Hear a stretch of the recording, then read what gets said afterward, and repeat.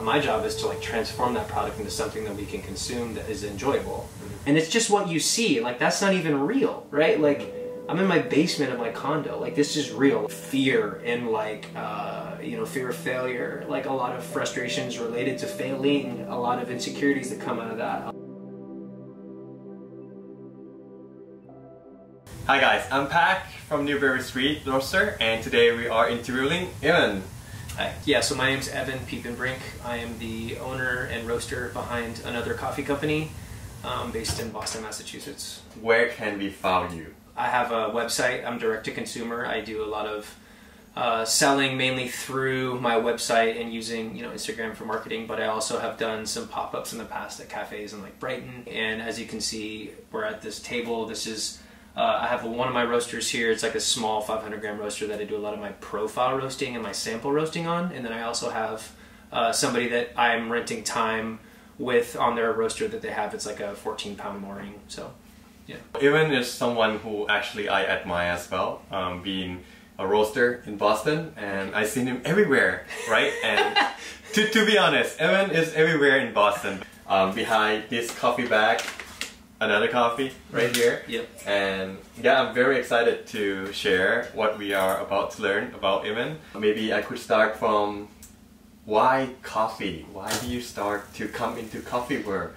It's been a journey, definitely. I think working in coffee specifically was actually right after I got out of college in 2011. I was recently graduated and I had plans to like go work in the clothing industry. I was in Oregon at the time. I went to University of Oregon. I got an art degree. I made a sudden change to kind of take a break from art and going into like a creative sort of like designer sort of career path, and I was gonna like take some time off and figure out what I wanted to do. So I just needed to get a job.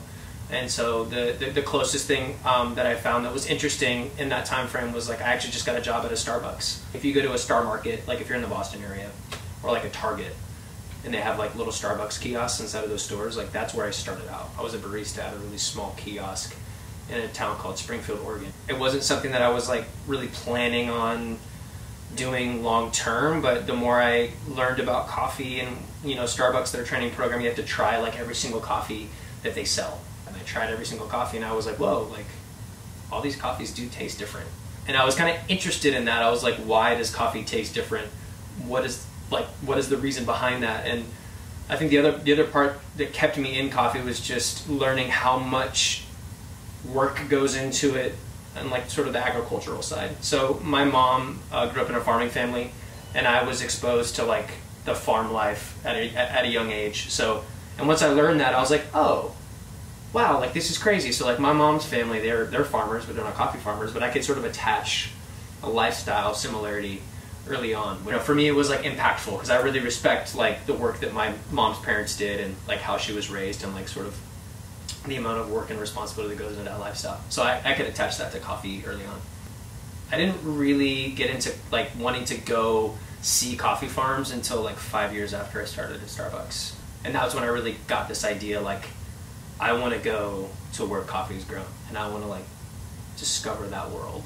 Now let's come to the cup of coffee. Yeah. That, you know, one day you drink this coffee and yeah. you feel like, wow, this is just more than one cup of coffee. Yeah, it was a cup of coffee that actually, so fast forward to 2000, and so I started out in coffee in 2011, and then fast forward to 2017, so I basically had quit working in cafes, and you know, my wife and I decided to go travel to Central and South America, specifically to learn about coffee farming. First place we went to was Guatemala, and we went with a company or an organization called De La Gente. That organization basically allows you to go pay to like help coffee farmers do their jobs. One of the jobs that we were doing for De La Gente was like helping a coffee farmer like roast and bag their coffee that they grew. So, you know, we're in this town outside of Antigua and we're sitting in this like production space is what it was, and you know, this farmer was roasting his harvest. And he roasted it and he had it at the place where we were working, and it was like the day after it had been roasted, and he was like, yeah, I just want to try this cup. I'm going to brew some for y'all and we'll try it. He's like, I just want to see sort of like how this harvest has turned out, I think. And I remember drinking it and being like, this is the most incredible tasting coffee I've ever had. And it was just a washed Catura lot. It was like very, you know, just normal sort of, like, it wasn't like a special process. It was just washed coffee. But it was fresh, and it had been off the tree for less than a month. And this farmer was able to, like, share it with us, and we brewed it on our percolator. You know, and it was just like the most like down to earth cup of coffee I've ever drank. But like the flavor of that coffee was so memorable. But I also was like sitting with the person who like tended to the trees that the coffee came from. So it was a moment where I realized, like, oh, like this farmer is presenting us with his sort of life's work. It tasted like blueberries, and it was a washed coffee, and it was like one of the first times where I was like getting such crazy blueberry notes off of washed coffee. But long story short, at that point I was like, this is him sharing his life with us, not only his time and his person, but then like this like labor of love that he's been, you know, engaged with for the last however long until the coffee came off the tree. I'll never forget that coffee, and I was kind of like freaking out with everybody. I was like sitting there just being like, whoa, like this tastes like blueberries, and you know, I was being very like coffee nerd freak out moment. For me, like coffee is such a commentary on like culture, on like place, and like celebrating those things, because like it's impossible to drink the same cup of coffee twice from even the same region in the world. So like there's like this uniqueness, there's like this sense of identity that comes from like each piece of land that coffee's being planted in, and sort of like the person who's taking care of the trees, and like the way that they tend to those plants and how they process it, and like what kind of variety of trees they're choosing to plant. Like all those decisions are like part of that coffee's uniqueness. And so I think it's really, you get to kind of unpack somebody's story. You get to like discover really like an offering that this person has given you in a way that is much more rich. You can kind of get the essence of like what's going on in the whole chain when you see where the chain begins. When you're walking through a coffee farm with somebody whose like job it is to tend to these trees, there's an experience in that which is pretty special, where you're like kind of seeing them present to you their love, like their joy. That experience can add depth to what you're doing, like especially as a barista. It's like that'll add depth to like why making a cup of coffee taste good is important. Like your job as a barista is to like execute like a recipe. Like as a roaster, I get like the privilege of receiving like this excellent product. My job is to like transform that product into something that we can consume that is enjoyable. But the farmer, like they're 100% committed to like presenting the best offering that they can. So they are taking a huge risk by planting coffee and like waiting 3 years before they even get a return on their investment, you know? So they're taking on so much more risk than we are. Yeah. When did you start to like, oh, I should take the exam to become a curator, and why did you decide it? Yeah, that's a good question. I think I decided I wanted to become a curator because when I got back from this trip through Central and South America, I was like, I want to work in importing and exporting. I was like, I want to work in green coffee. I see. It's pretty common that having like a really good palate, working in green coffee is important. So like being a curator shows that like you've made an investment and taken the time to try to like develop your palate in a way that the industry recognizes as somewhat of an objective way of grading coffee. So I didn't necessarily I didn't know like what being a curator would mean like on a day-to-day basis working in green coffee, but I knew that like I had a good shot of getting a job in green coffee if I was a curator. My story is pretty crazy actually. So like I came back and I was looking around for places that were doing the certification, and I literally like I had a course that I paid for, and that course wasn't the curator course. It got canceled, but then the guy who was running the Q course a month later was like, well, I have a couple spots open in the Q course. If you want to just like transfer the money from your other course into the Q course, you can take the Q. And I was like, oh, I wasn't planning on it, but sure, why not? So then the next month was just me kind of like prepping for it, which I think I just cupped a bunch of coffees, but like I walked in not really knowing what was going to go on in the test, and then I got like a whole lead into like, oh, you got to do asset identification, you got to do, you know, all these different like, you know, triangulations and stuff like that. And yeah, I was like, cool, like I trust my palate, let's do this. Then I went through the course and I passed, and so I passed the written test. And the reason why I wanted to be a curator was once again so I could sort of like, for lack of a better term, I could steward my own palate in a way that had value. I also wanted to taste bad coffee too. Like when you're a curator, you have to taste coffee that's not great. Right, I understand. You know, you have to be able to like learn how to split like the good and the bad and take them and like parcel them out. I don't know if people know this, but like the curator program was actually originally designed for farmers. So it was, you know what I mean? So like I think when I learned about it, I was like, oh, like this is a tool that's supposed to help farmers have an objective way of grading their own coffee. That's right. So that they could give their own price to their own coffee because they've graded it and checked in with other curators about it like it being a certain, you know, cup score. It was originally designed to be like an objective way of grading coffee. So you have people in the room whose job it is to be objective. It's not just like, I think this, therefore that's okay. It's like, let's all agree on how this tastes. And granted, like flavor notes are what they are. They're subjective. They're supposed to be, and I'm totally cool with that. But if you ask me what I think it tastes like, I'm going to give you my honest answer. Yes. Based upon my own palate. Like that's just a very westernized palate. It's not like going to include other things I haven't tasted yet. Totally. But yeah, like, yeah, I think being a curator has been rewarding. It helps me like prepare for something that I wanted and you know, kind of gave me a goal that I could shoot for as well. What is the excited thing when you start to work in the morning every day of your day life? I think the possibility of me being able to share coffee that I love with somebody else, and then being able to experience a good cup of coffee or like a better cup of coffee than what they previously had, like that's always a really special experience. When somebody's like, wow, like this coffee tastes better than what I'm usually accustomed to. That's really fun. But also I think there's just so much in the industry that gets focused on that I find to be important, but like not that important. And so waking up in the morning and trying to slowly push forward like a set of values that I find really important in the industry and slowly kind of hopefully garner some sense of like allyship or like community around those values also keeps me going. So like, you know, meeting you was, you know, and hearing your story was like really inspiring to me, and it's like, wow, like there are people in the industry who you can either see on Instagram or you can meet in person who have like similar values that you do, and you can work with those people to try to like collaborate and make something exist that hasn't previously existed. And like the possibility of that, like the possibility of what could happen in coffee and like changing how we maybe view certain things to be important and shifting the narrative away from maybe like what's popular and trendy, even though that's good, but then like really trying to figure out like what matters and parceling that out and discovering what matters and working with people who have the same values, like that excites me too. What is your favorite brewing method when you drink coffee? Another cup of coffee here at this roastery? I am honestly, I drink a lot of V60s. V60. I drink a ton of V60s. I think that is by far the most favorite, most loved brew method of mine. Easily. I make V60s every day.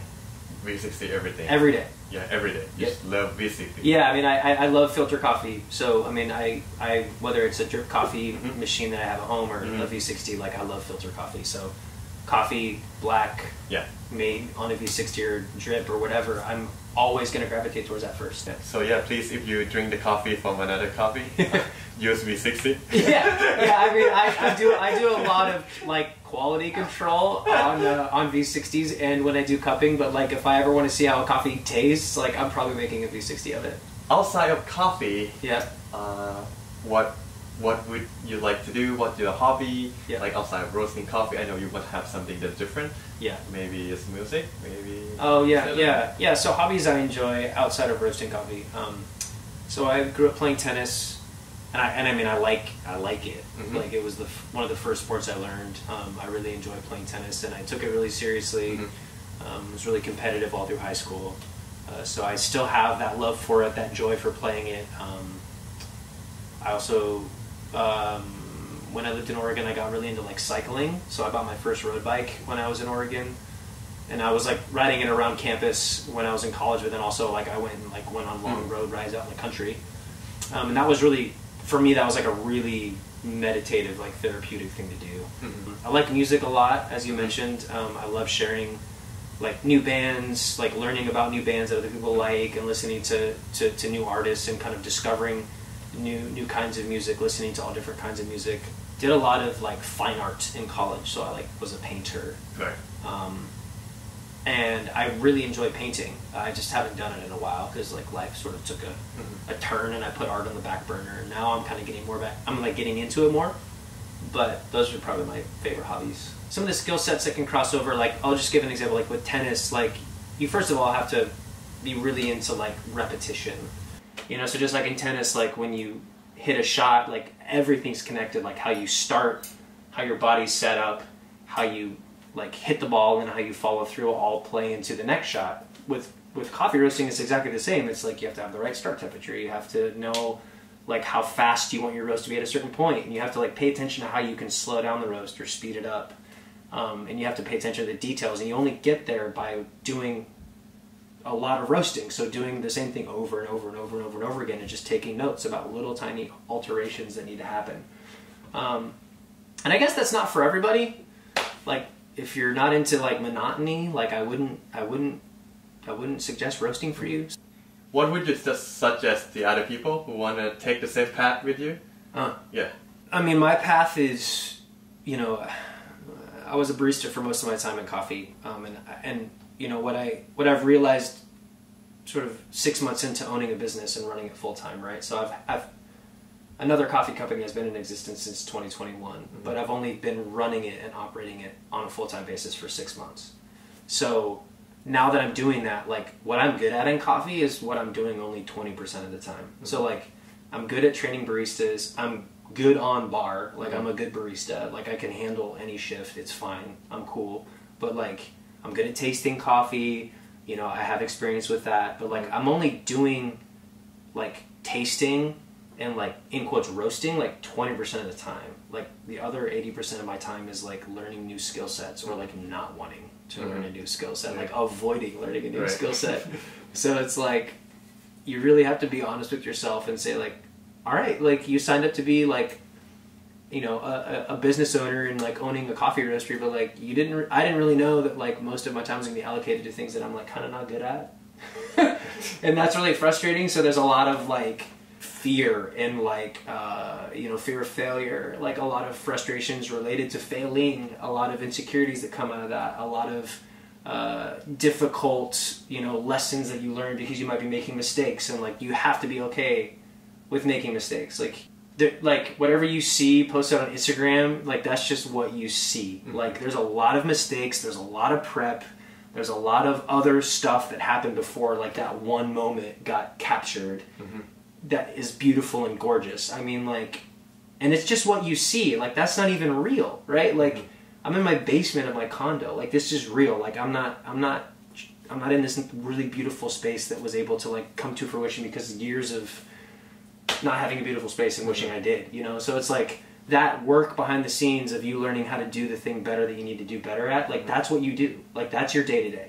And then you get to have like a day of like roasting coffee, and you're like, wow, like this is easy, this is great, or this is fun, I love this. But then you're like, wow, like, you know, why hasn't this person, you know, like called me back, or like why is this person taking long to respond to me, or like, man, like this coffee's just not tasting like I thought it would, or like, how do I get like a better marketing platform, or like how do I get like, you know, like more traffic on my website or stuff like that. Like those are all just like practical, important questions that you just have to like learn how to figure out. So like you got to ask for help. You got to be okay making mistakes and not taking it like you're not a failure if you make mistakes. You're just like learning, and that's what it feels like. It feels like I'm learning, and it feels like I'm kind of like, this is bad. I don't like this, but it's part of that's really what I'm learning now. And like I think I'm starting to settle into that more. So just be aware. This is not a romantic profession. There's nothing really that glamorous about roasting coffee. I mean, like it's smoky in here when I'm roasting, and like it's dirty, and it's like bagging up coffee, or just like I don't want to do this. Like I don't want to put beans in a bag and like spend an hour doing this, but like you got to do it to make it happen. So that's what I would say. Just kind of be realistic about what you're getting into. Kind of ask around, ask really important questions about like, would you actually do this if you could not do anything else? That's maybe like my last thing I'll say is like, if you could do anything else besides owning a coffee roastery and be happy and be like fulfilled and be like feeling like you have a sense of purpose, like do that. don't start a coffee roastery. Yeah, but alright, but thank you, Evan. Yeah. I respect all the story you tell. Thank you. Yeah, and it's so honored to be able to learn more about you, interview you, and get to know you more. Yeah, likewise, Pack. Thank you so much. This was great. Alright. I appreciate it. I appreciate it, man. Yeah, yeah. Alright, bye. Bye.